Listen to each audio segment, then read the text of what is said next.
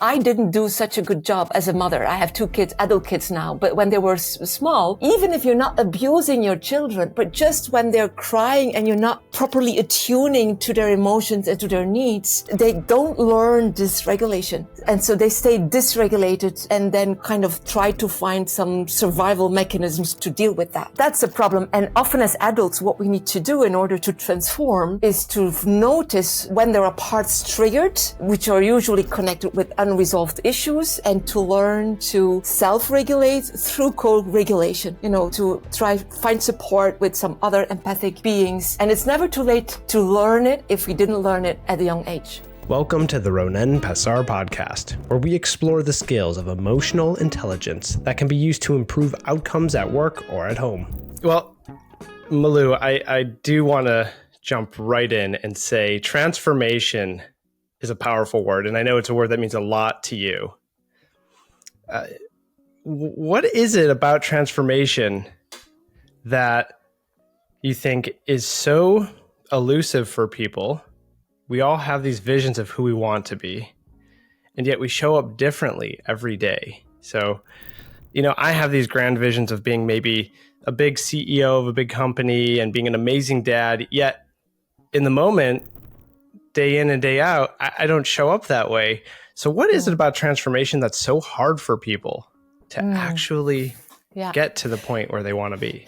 It's indeed very important because I named my company a transformational journey. That's how important I think it is. And it's important, and it is indeed not something simple. It takes a lot of courage to open up for transformation, to open up for how life wants to transform you. And you mentioned, yes, sometimes I have those goals, I want to be this or I want to do that, but then I don't do it in daily life. First of all, you have to think from which part in you do these goals come? Is it from a more higher part, kind of your inner core, or is it more an ego part? The more you work on yourself, and that's kind of the tricky part, because the more you transform, the more you heal, the easier it will be for you to decide, who do I want to be? What do I want to do? And also then let go of that goal and just enjoy the journey. Yeah. And why is it difficult once you have kind of a higher goal or, coming from a good place, it's because we are wired to survive.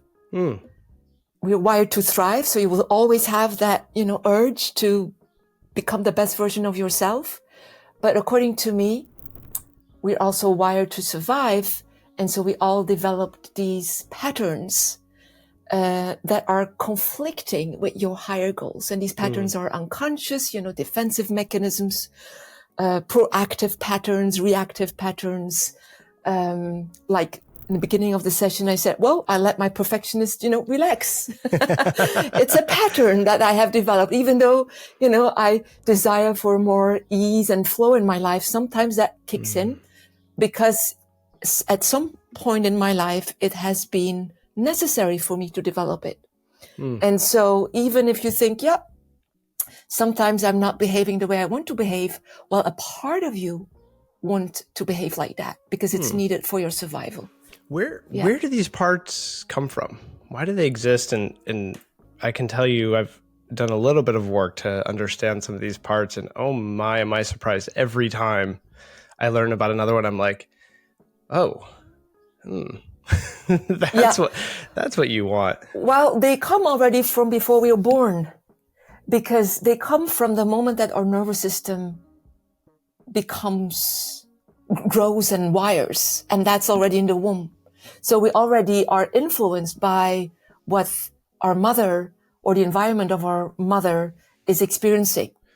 So how deep into the gestational, is that what it's called? The periods of a baby being born? Pregnancy, Is it already by like the first trimester, second trimester, or just from the minute jump, there's already some development of the nervous system?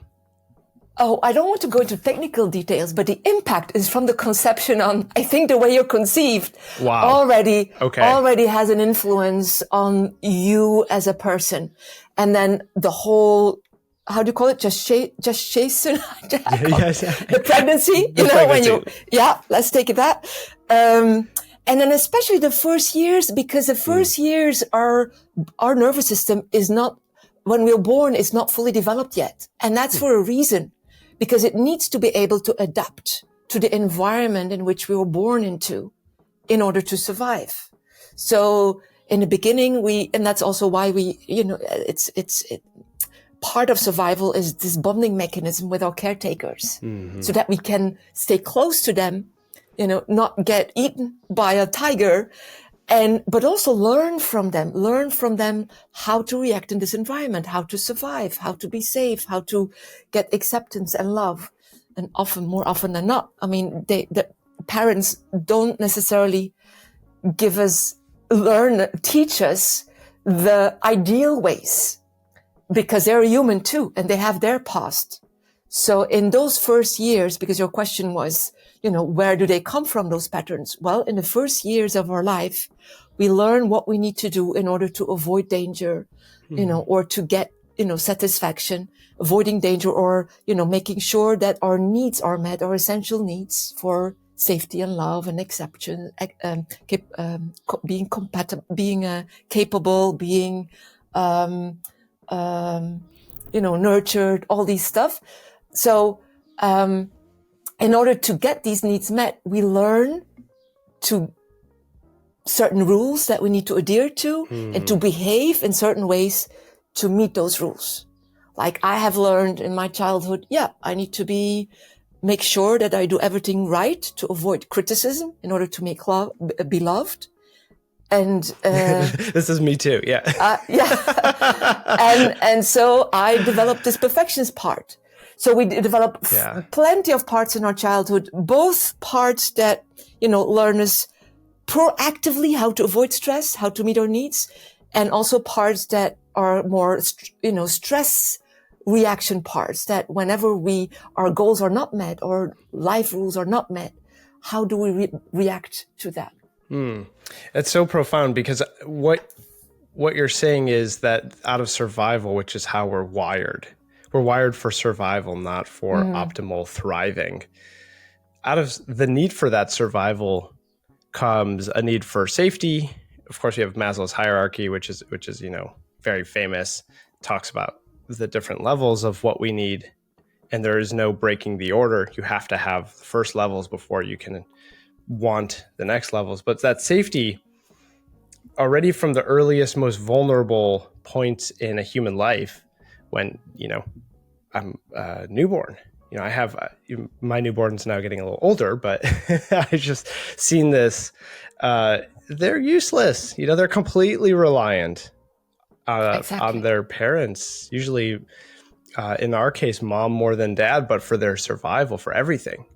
But what you're saying is really interesting, that this is also the period from the minute the child, possibly even conceived, starts to develop their nervous system. And so why is the nervous system so important for people who aren't so familiar with what the nervous system regulates and how it impacts our life? It regulates everything. I mean, your whole mind body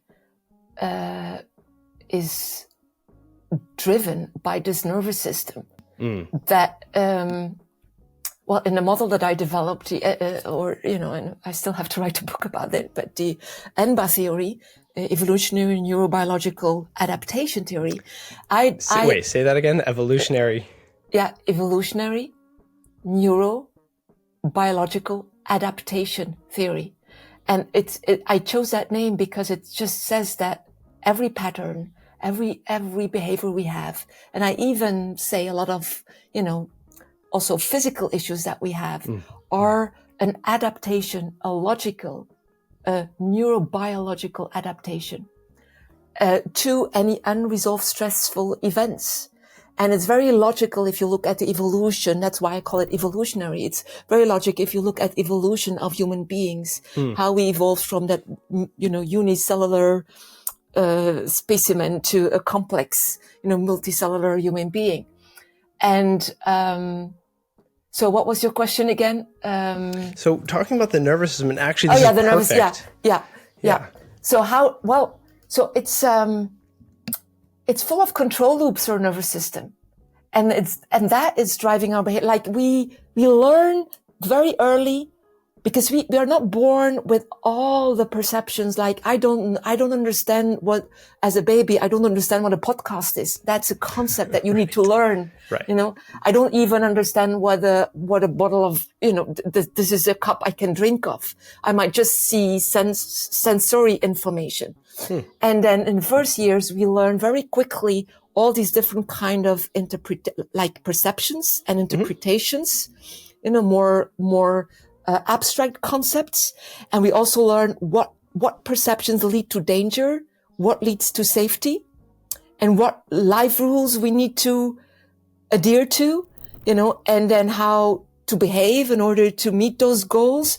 So there's a whole loop in our nervous system. For every essential need, we have different loops that make us, or where we develop these behaviors, and not only action behaviors, but also in our bodily reactions.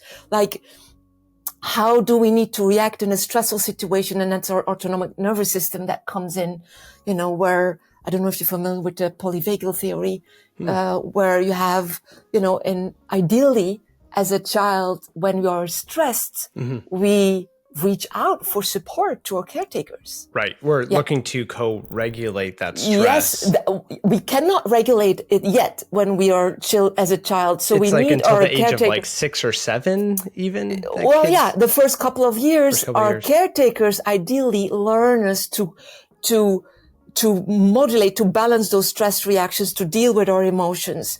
But very often and so through that connecting communication, we can then regulate. But very often our caretakers are human and are not doing, what they could do, or in an ideal way, co-regulating it. And instead we experience stress, and then we learn to fight or flee or freeze even, in stress reactions. And then these become also unconscious patterns that we keep having in our adult life. Yeah. So that's fascinating. Yeah. And I just want to say that I was just talking, I work with many therapist coaches, and it's still not enough, but one of my therapists was just showing me, we were talking about my kids. I have 3 little ones, and he showed me this wonderful graph. And what I'll do is I'll have it in the video, hopefully right here. So what the graph shows is what happens when a caretaker can co-regulate with a child.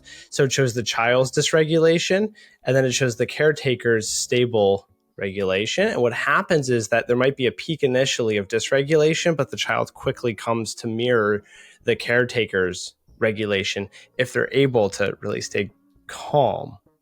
Exactly. The last part is the most important, if they're able to do that. Right. And, I didn't learn that at school. So I didn't do such a good job as a mother. I have 2 kids, adult kids now, but when they were small, even if you're not abusing your children, but just when they're crying and you're not properly attuning to their emotions and to their needs, they don't learn dysregulation. And so they stay dysregulated and then kind of try to find some survival mechanisms to deal with that. So that's a problem. And often as adults, what we need to do in order to transform, is to notice when there are parts triggered, which are usually connected with unresolved issues, and to learn to self-regulate through co-regulation, to find support with some other empathic beings, that just their presence through, they call it limbic resonance. If you are calm and attuned to yourself and to me, that limbic resonance will help me and my limbic system to calm down and to, and then you can help me what's going on, to feel my feelings, to name them, to share them. That's co-regulation. And it's never too late to learn it if we didn't learn it at a young age. And that's huge for people to hear. It's never too late. And as an adult myself who's going through this now, I joke with my wife that sometimes like I'm learning with the kids how to name feelings. You know, I'm learning with them how to be congruent, in touch with my feelings, thoughts, speech and action. You know, if everything's aligned and congruent, usually it's easier for those emotions to process normally and pass. But when there's I stop myself, or there's some sort of feeling that I have and I think I shouldn't have the feeling, that's when there's some sort of disharmony internally. We were talking about how being able to actually identify with what's happening internally, feelings, or sometimes growing up and not having a sense of like, I can't have those feelings.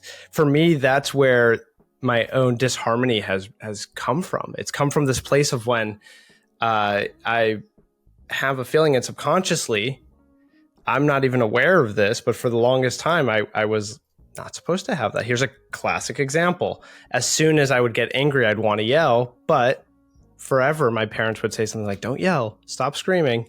And so I wasn't aware of this until recently, but that would then cause this incongruency, this lack of complete connection between my feelings and thoughts, my speech and my action.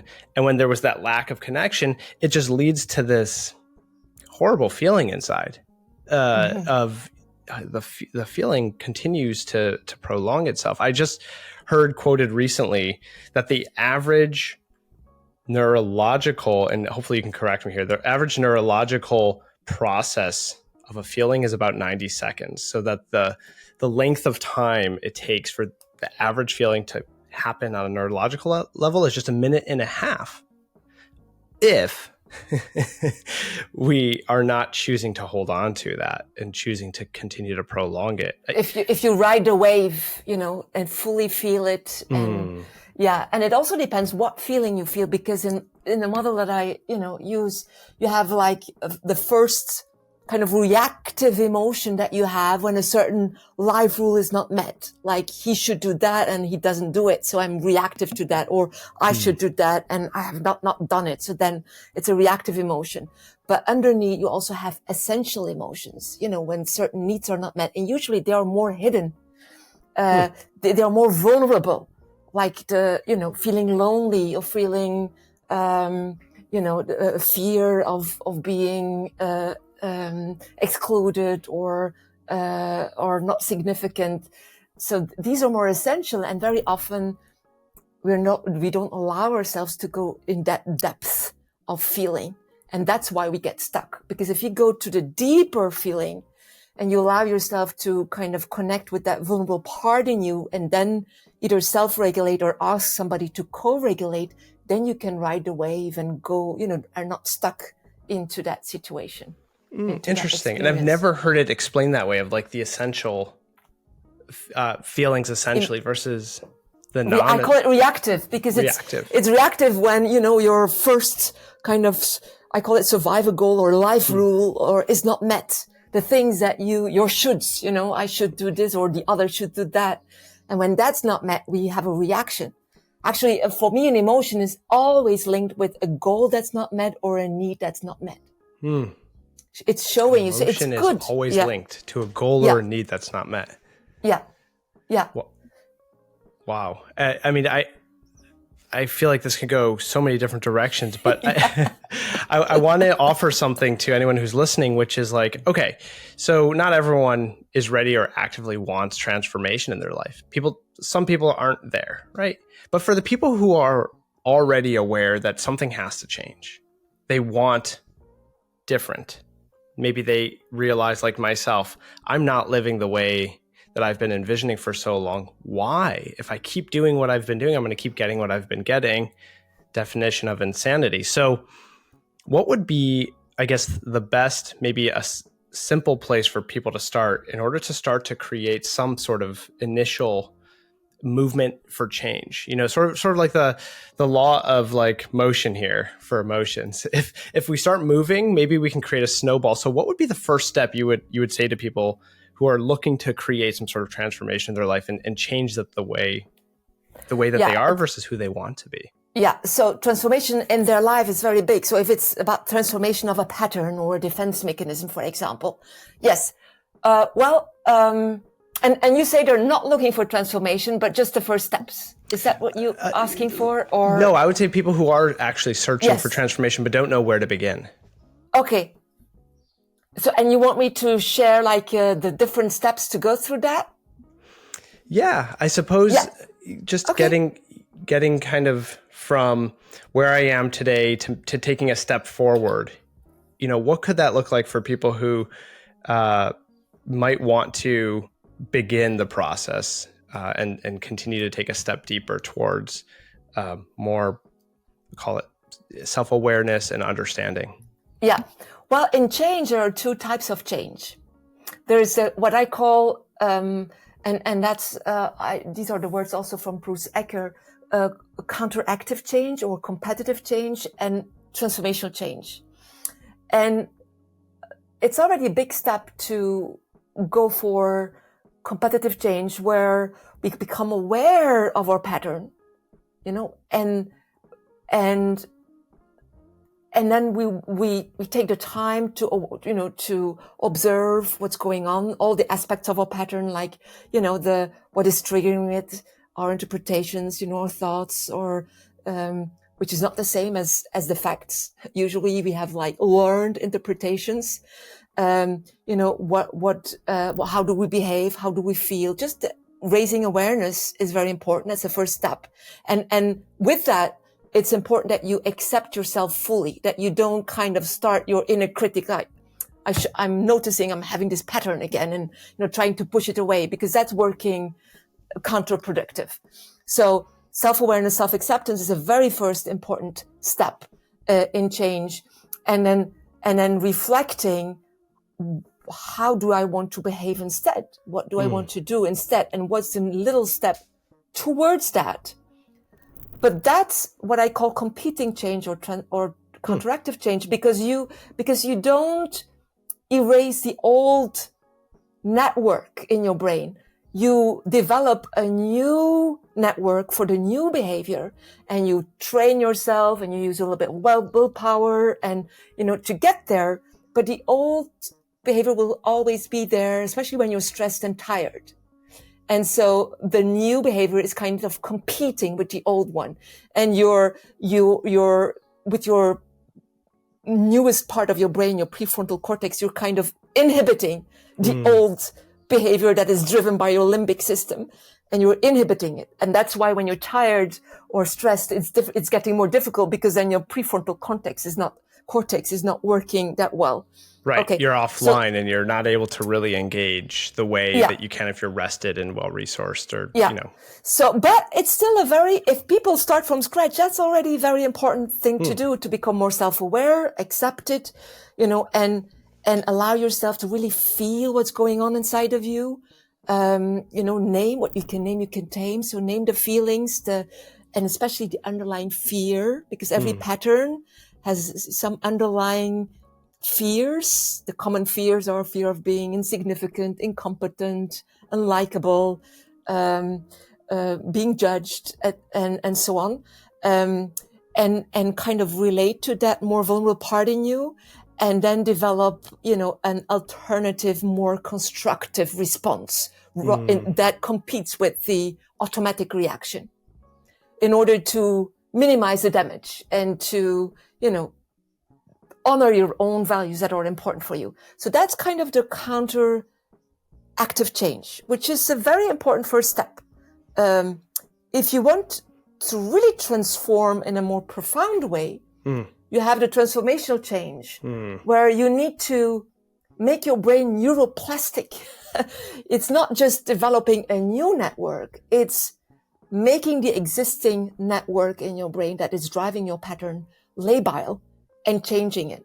And that's possible. You can actually do that. That is possible. Yes. So we're not set in the ways that we might think, well, it's just my habit, you know, it's been my whole life, I can't change. No. They thought that until the years 2000, but since the years 2000, neuroscience has discovered that, you know, our brain is much more plastic than we think it is. It just needs to be we have all an innate neural change mechanism. It's called memory reconsolidation. And it's a simple mechanism of 4 steps that allows us to create that transformational change. We need to activate the whole network of our pattern, which means not just what triggers us today, that pattern today, but also the root cause of the pattern. Like what did we store, like the pain that is not processed back then, and all the learnings related to the pattern, like how we perceive things and how we want to react to meet our goals. All these learnings related to the pattern, they need to be activated. And the best way to activate it is really allow yourself to go to the deepest level possible, feel the underlying vulnerable part, and maybe also, the past experience.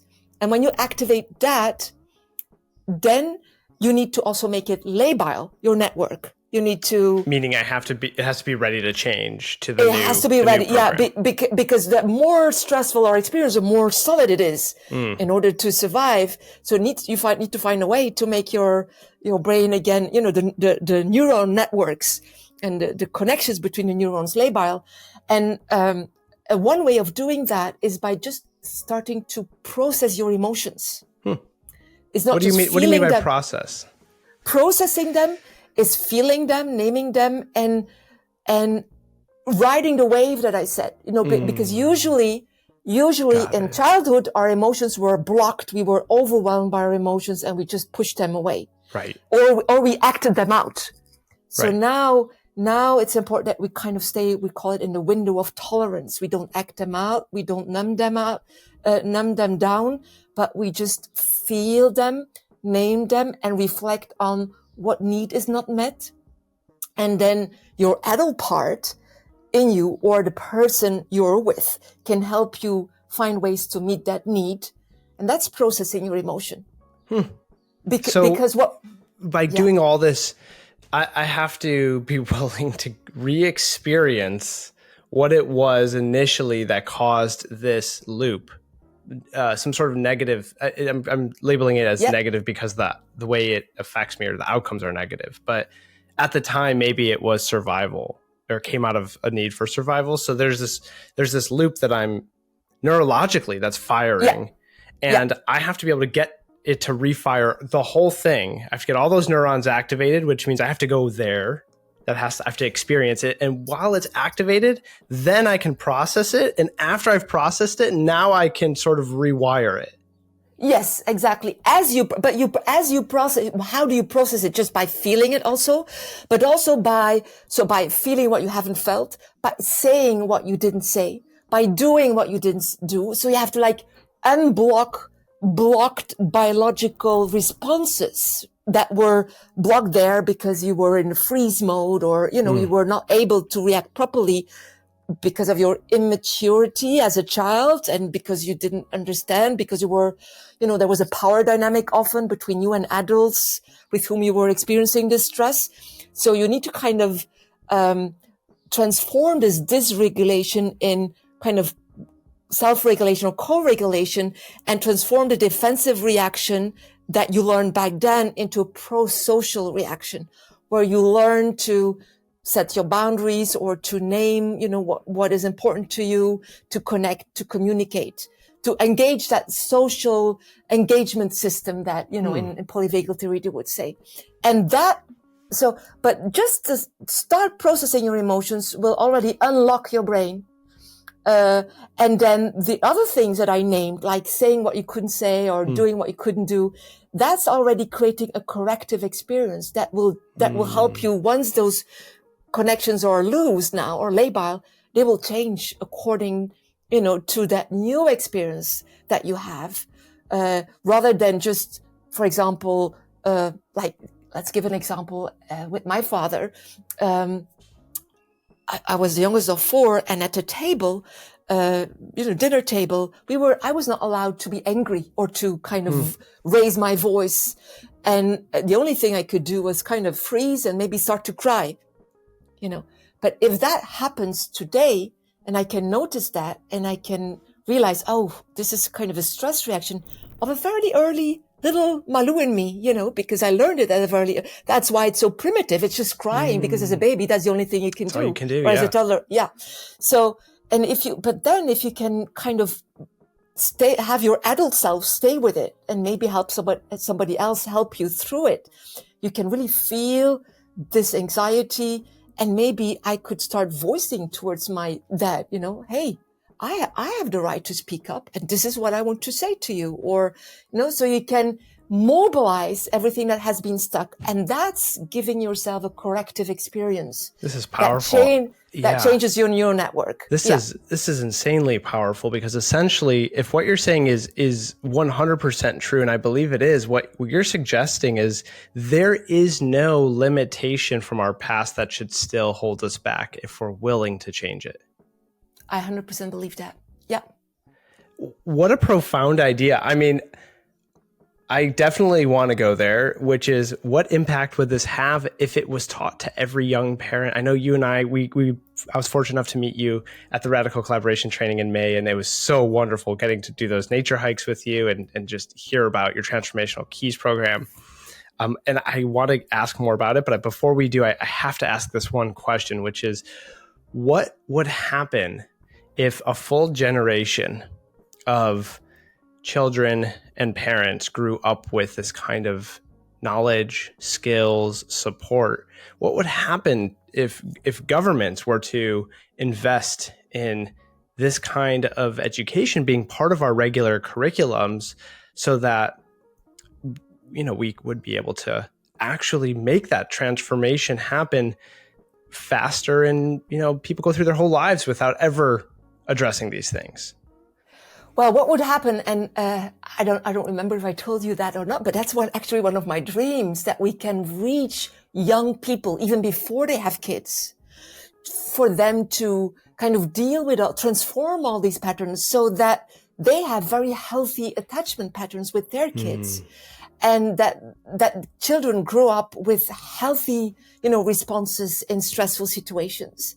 And so the result of that would be, there would be much less crime, there much less addictions, because most addictions are just, reactions to unresolved issues. Mm-hmm. There would be, people would be more healthy, less mental health issues, less physical health issues.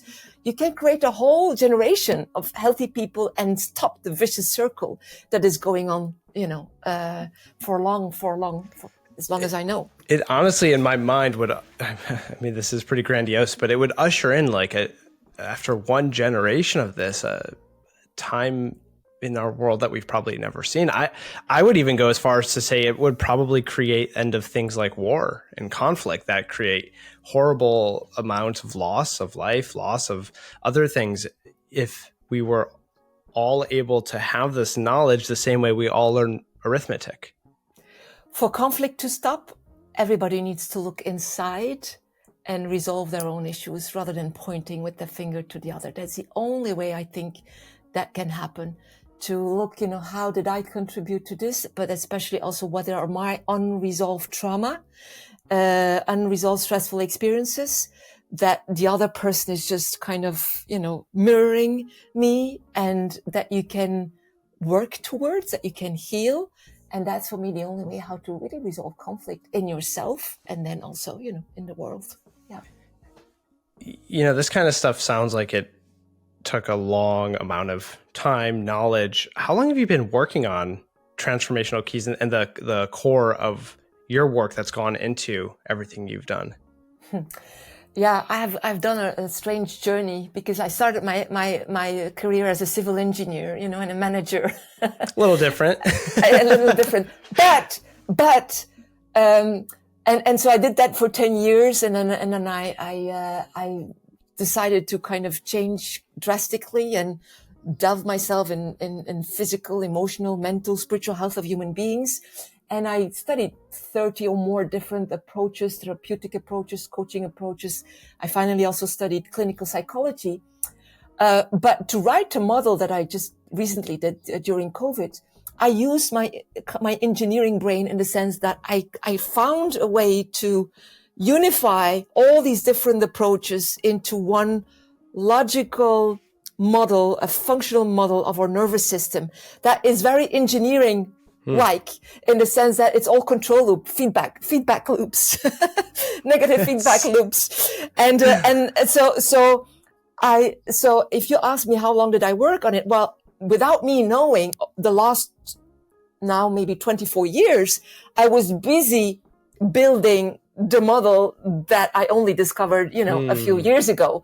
But it was kind of my preparation, because by doing all these different approaches and then having also the desire to bring some structure in the chaos of psychotherapy and psychology, and also, social engagement, that led to the last couple of years of developing the model. So yeah, it took me 20 years. And of course, I cannot say it's only my work, because I'm leaning onto all the other great people who contributed the little puzzle pieces in my big puzzle. Yeah. Wow. So you've actually personally experienced over 30 different modes of therapy. And in that, you weren't satisfied with any single one of them. And no, I can say I was bulimic, Now I understand why, because without doing that, I wouldn't be able to kind of see the unifying underlying change mechanism. My kind of logic brain wanted to understand, why are these all so different? And some of them are really creating transformational change. Others are more creating this competitive change or counteractive change. And so that's how I just became curious and wanted to go deeper and deeper. And then I combined, the perceptual control theory from William Powers and Bruce Ecker's kind of enormous knowledge about how to apply memory reconsolidation in therapy, by combining those two, and then take some other, like the Polyvagal theory and learning theories. I brought all these puzzle pieces together into that model. And that helped me to kind of, for myself, but also teaching other therapists, coaches, trainers, how to facilitate change while they can still keep all their tools that they know, but they can apply it in a way that they activate that neurological change mechanism. Oh, that's fascinating. So you'll not only work with individuals, but you work with trainers who want to deepen, adding more tools to their tool belt to create this neurological change. Yes. So that when they facilitate groups, and I also facilitate groups, when they facilitate groups, that they feel very at ease, when emotions come up or when patterns come up, how to deal with that. Yeah. That's fascinating. Well, so speaking of the work that you're doing today, tell us a little bit about what kinds of things you're working on presently and what are you building towards? Yeah. So I have two legs. I have radical collaboration, which is a beautiful training that teaches people how to create long-term successful relationships at work. It teaches 5 skills: self-awareness, self-accountability, openness, collaborative intention, and then, problem resolution skills using the interest-based negotiation method. And I love it because it's a very important first step, I think, in organizations to create those nurturing cultures where there's psychological safety, trust, and that allow people to really thrive and be creative and especially effective. So that, and I teach other trainers also how to facilitate this training. Myself included. Malou was my trainer. And you were a marvelous participant. Oh, thank you. You're making my perfectionist very happy. No, I like curious participants, with good questions. And so that's one thing that I do. And I do that in-house and, existing teams and also open trainings. And then the other thing is this transformational keys where, I just I'm fascinated by how to facilitate deep change with individuals, but also with teams and groups, and how to teach this to other facilitators or, psychologists and therapists and coaches, or also sometimes, entrepreneurs, high-level leaders that are really addictive almost to personal growth. And they usually love it because it's kind of structured and it explains how to get to that deep level. And I think it's very complementary. If you start from scratch, you better start with RC. That's already a beautiful package that will kind of enhance your personal growth, make you a better employee, not employee, that's not the right word, but collaborating person. Yeah. Like the kind of person that other people want to work with, the kind of person who, in my experience with RC, it's like I show up the way I want to show up and can enjoy my relationships at work much better and deeper because they're not, it removes a lot of the friction that causes dissatisfaction with the people who I work with. I have worked with all the different types of your typical archetypes of like the worst kind of authoritative leader, the aggressive bully, the vindictive, passive aggressive leader. And like those environments are terrifying because you never know what's coming and your threat system's always activated. I'm like, well, is this a friend or foe? But the opposite is true in radical collaboration. It's an environment where it feels safe.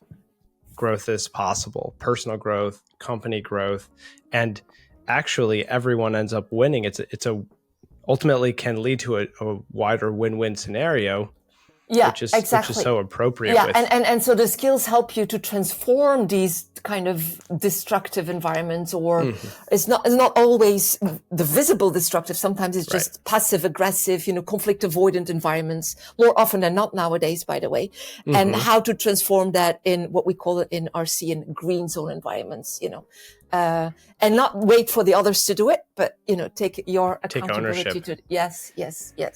Yeah. So these are like the two legs I'm walking on. And I noticed myself in evolution and doing one-on-one sessions and more group sessions, group coaching, group therapy or facilitation. And now, I've been asked by, some companies also to transform their culture, like in the whole company, and how to do that. So it's a fascinating, job. Yeah. Yes. I have to ask what's the interest that these companies have in investing in something that arguably has no clear return on investment? And that's, I think, usually one of the first things I hear from your very analytical, numbers-driven CEOs, leaders, or team or department leaders at larger companies. What is it that they're hoping to get out of investing in something that's so deep for their teams and employees? Well, you have two categories. You have the categories of leaders who first, they invest into it because they realize they will win money they will get more money because the people are more efficient if they work together, because conflicts costs enormously a lot of money in companies. So that's one reason why leaders, because it's shown through, I can't find the word. Let's see. Not science, but the study, the research. I was looking for the word research. Yeah, it's evening here in Belgium, so research shown that people, acting from the green zone, or organizations acting from the green zone, are just more effective. So they sort of money-wise, it's a good thing to do.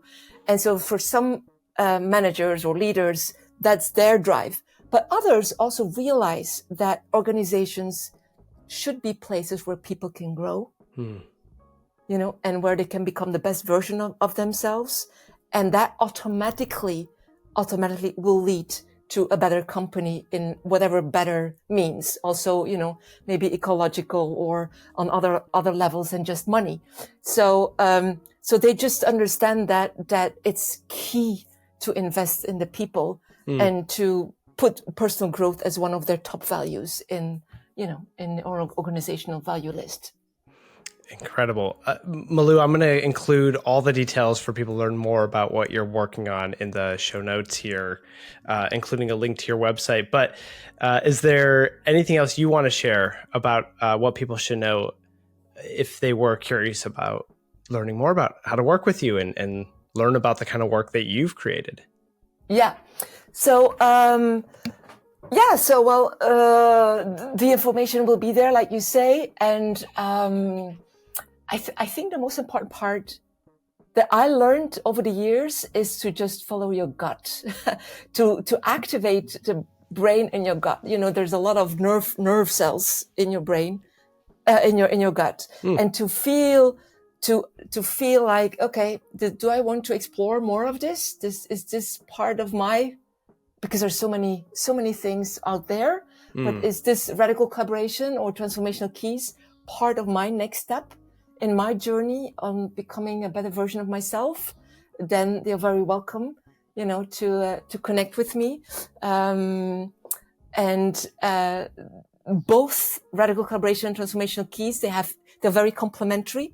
If they're more focused on organizations and just starting out creating these collaborative environments, then RC is the best solution.